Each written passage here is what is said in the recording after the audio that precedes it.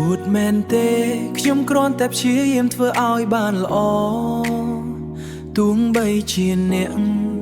មិននៅទីនេះក៏ដោយខ្ញុំដឹងថាទោះបីជាខ្ញុំផ្លាស់ប្ដូរពេលនេះក៏វាមិនអាចត្រឡប់ក្រោយបានដែរខ្ញុំដឹងដូច្នេះហើយអ្នកបានបាត់ទៅយ៉ាងកង់ក្រហល់ខ្ញុំគិតដល់ពាក្យដែលហាក់ដូចជាមានន័យតើអ្នកនៅឯណានឹកអ្នកខ្លាំងដល់ម្លឹងអេសោខ្ញុំចង់ជួបអ្នកខ្ញុំបានធ្វើឲ្យអ្នកយំរាប់សិបដងហើយមិនបានដឹងថាអ្នកបានខិតខំប្រឹងប្រែងដើម្បីខ្ញុំនៅកន្លែងដែលមិនអាចមើលឃើញតាមពិតនៅចង់បញ្ចប់ខ្ញុំគួរតែនិយាយពីមួយម៉ាត់ថាសំទោហេតុអ្វីបានជាខ្ញុំមិនអាចនិយាយបានវាពិតជាឈួតមែនយើងទាំងពីរអ្នកលេងសើចក្នុងសូបិនការសម្រាប់ក៏ល្អហើយបន្តយល់សពដោយមិនភ្ញាក់ It's easy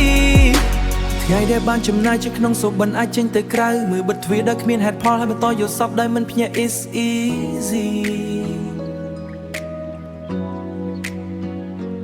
អាចចេញទៅក្រៅជាមួយអ្នកពេលដែលខ្ញុំបិទទ្វារដោយគ្មានបេះដូងដោយគ្មានហេតុផលខ្ញុំដូចជាស៊ីនីយ៉ាតើយើងមិនអាចជួបគ្នាម្ដងទៀតទេអ្នកធ្លាប់ដឹងខ្ញុំទាំងខឹងញឹកញាប់តែខ្ញុំកំពុងយំមែនទេខ្ញុំភ្ញាក់ឡើងខ្ញុំដឹងថាខ្ញុំនៅតែស្រឡាញ់អ្ន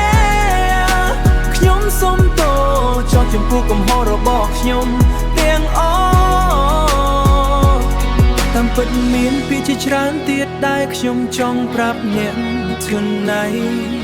ប៉ុន្តែគ្មានវិធីណាដើម្បីប្រាប់អ្នកទេអរគុណគឺជារឿងដែលខ្ញុំប្រាប់បងផ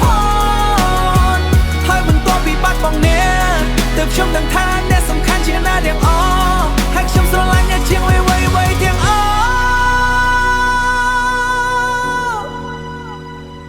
សុំទោស